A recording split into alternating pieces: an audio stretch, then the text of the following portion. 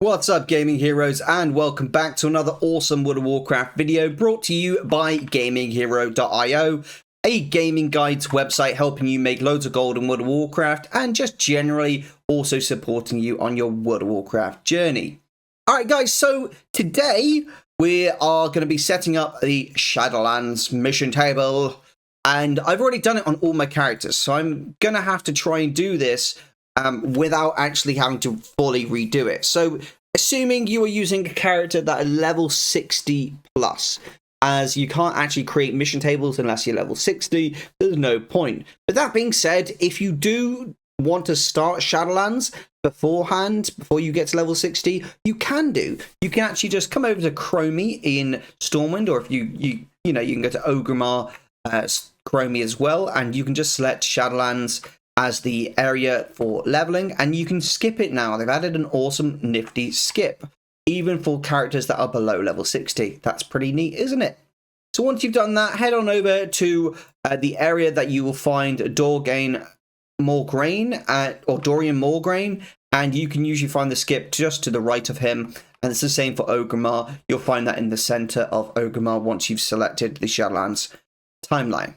Now, once we've done that, we're going to head on over to Oribos. Now, the Moor skip, if you speak to the person to the right of Dorian Morgraine, you can just find the skip through the Moor as long as you've done the Moor once before. Now, I've obviously done that already, so I'm going to go straight to Oribos. And this is where you're actually going to land. You're going to land here. There's going to be two guards here. And you just speak to the left guard and he'll say, right, follow me. And you just follow him. Super simple, super easy. And you run through until you get to the Enclave, which is just in here. When you get into the Enclave, there'll be two arbiters just stood here. You speak to them, and as long as you've completed the Shadowlands campaign once on one character, you will be able to skip through and go straight to the skip. So he'll be the right guy just here. You'll skip through, speaking to him, and he'll take you through and just say, oh, hey, do you want to skip through and just have access to full Shadowlands activities? You can do. So you just do that. Once you've done that, you can then speak to Talanara and choose a covenant. He will give you a quest to choose a covenant. You'll click the helm, and then you'll choose whichever covenant you want. It doesn't really matter, because at this point, you need to make sure you have 2,000 gold on your character. If you have 2,000 gold in your character, this will help speedrun the mission table. With that 2,000 gold, we're going to run on over to the flight path, which is just over here. And we're going to head on over to Aradara.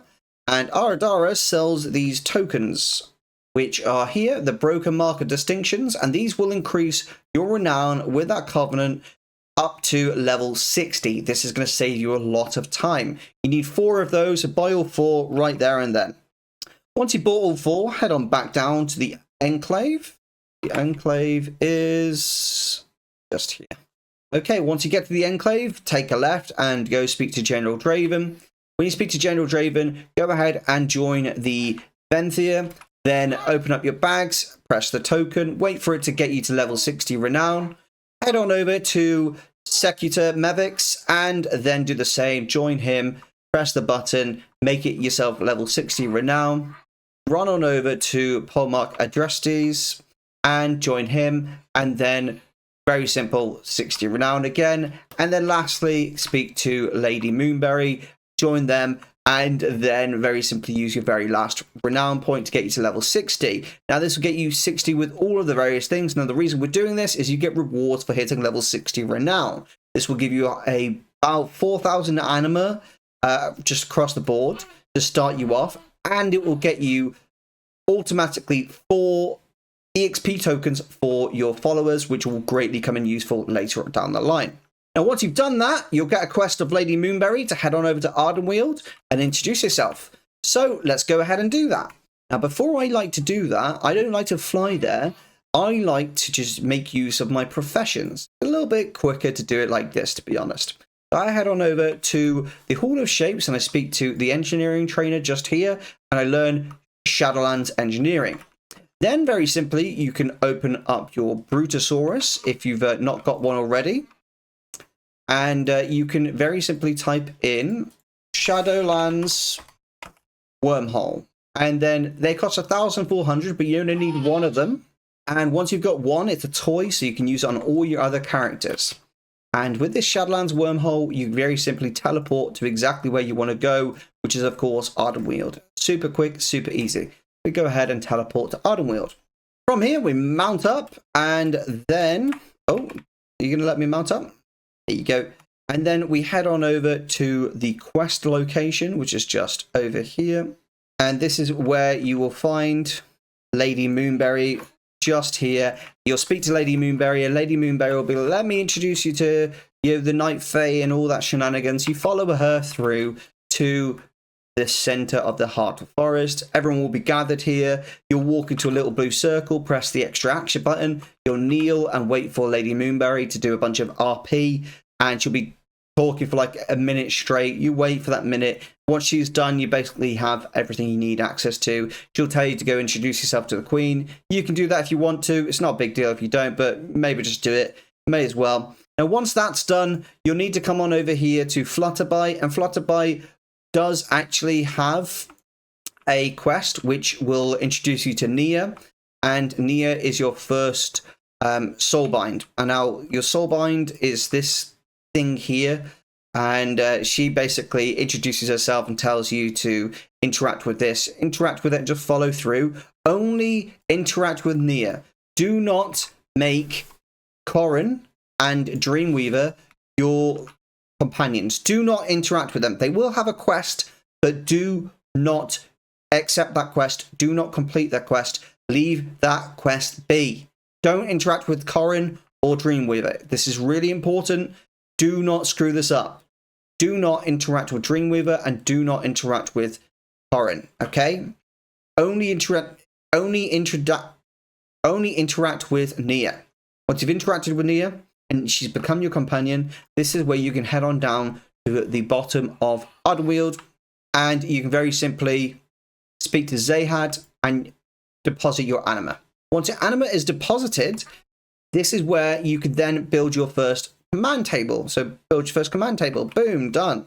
Once that's done, you're going to have to wait an hour basically for that to be completed.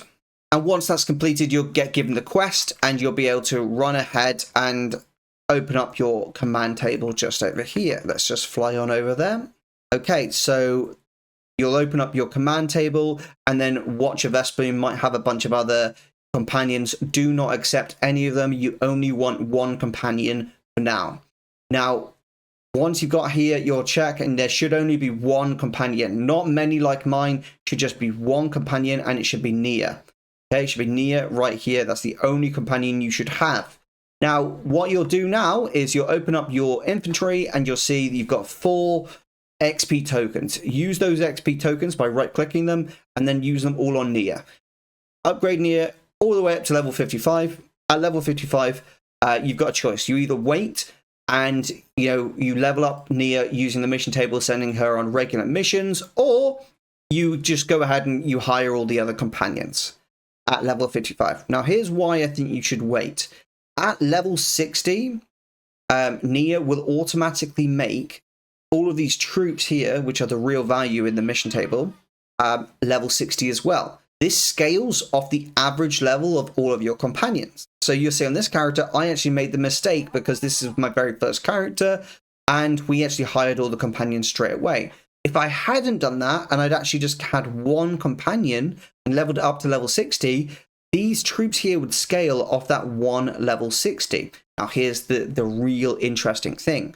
Once these troops have hit level 60, even if I hire more followers, it doesn't matter.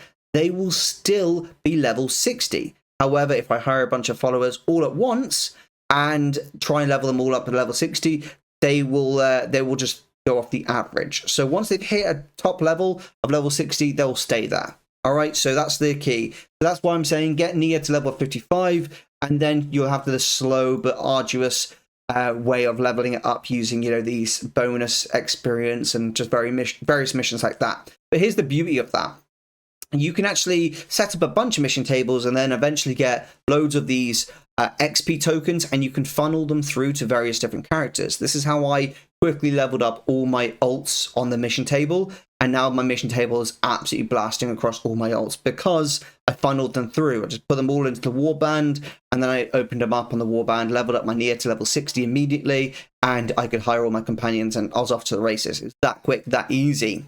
So once that's done, you're kind of good. Now, if you're level 71 plus, you will be able to do the weekly 500 anima world quests, which they are pretty good, to be honest. You get 1,500 anima, and you are going to kind of need to do those until you get to the point where your mission table is quite high level, and then you will just get enough anima from the mission table to sustain yourself. You won't really need to do these 500 plus anima world quests anymore because you're getting so much anima from your just mission table already. But, you know, it's getting to there. That's the difficult bit, isn't it?